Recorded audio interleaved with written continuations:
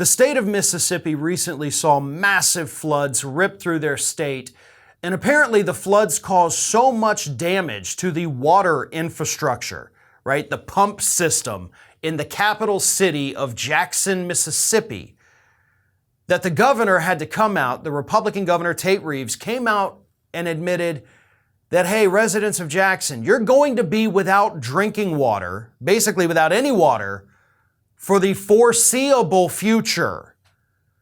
Which means we do not have water to provide for firefighters because our pumps are broken. We can't get water to the surface.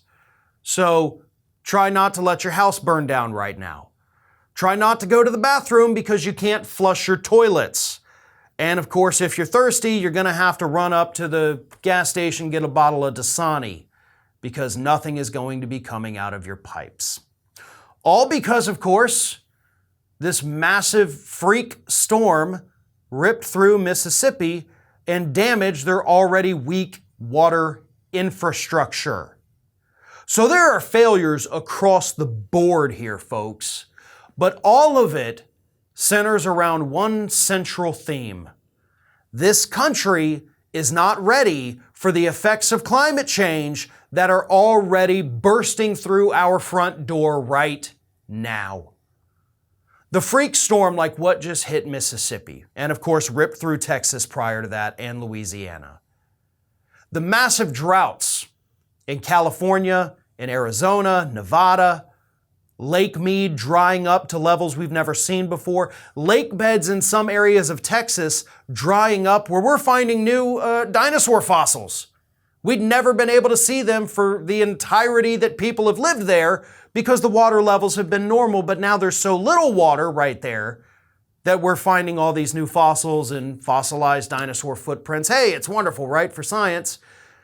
And then other parts of the country, as I mentioned, horrific flooding.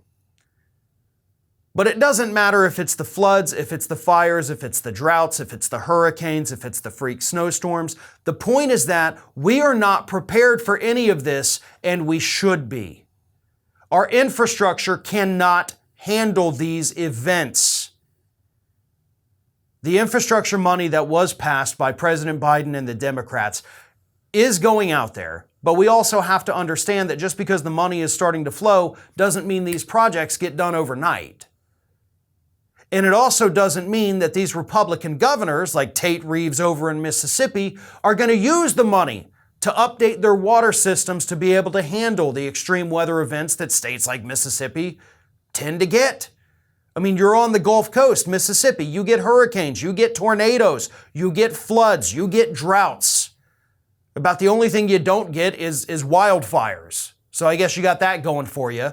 But like the rest of us along the Gulf Coast, you should understand better than anybody how you need to prepare for climate change, yet none of these southern states, pretty much all ruled by Republicans, are doing anything about it. And as Brian Tyler Cohen pointed out on Twitter yesterday, this is what Republican government gets you. 180,000 people without water for the foreseeable future in Mississippi. Thousands upon thousands upon thousands of teacher vacancies in the state of Florida because of Ron DeSantis' policies.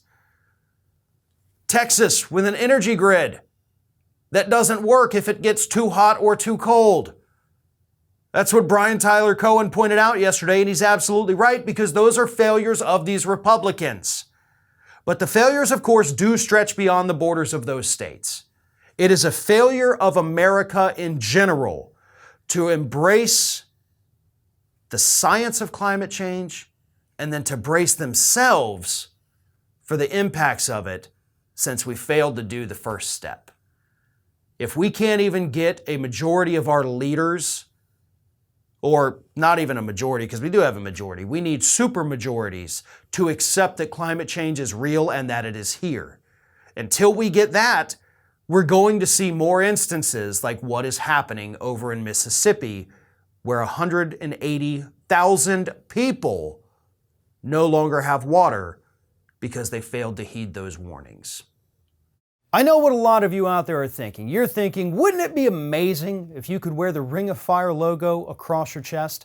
Well, now you can. Just head on over to our Teespring page to find some awesome merch we're offering for our viewers. We have more designs that are going to be added in the near future, so just follow the link in the description or take a peek at the shelf of merchandise under this video.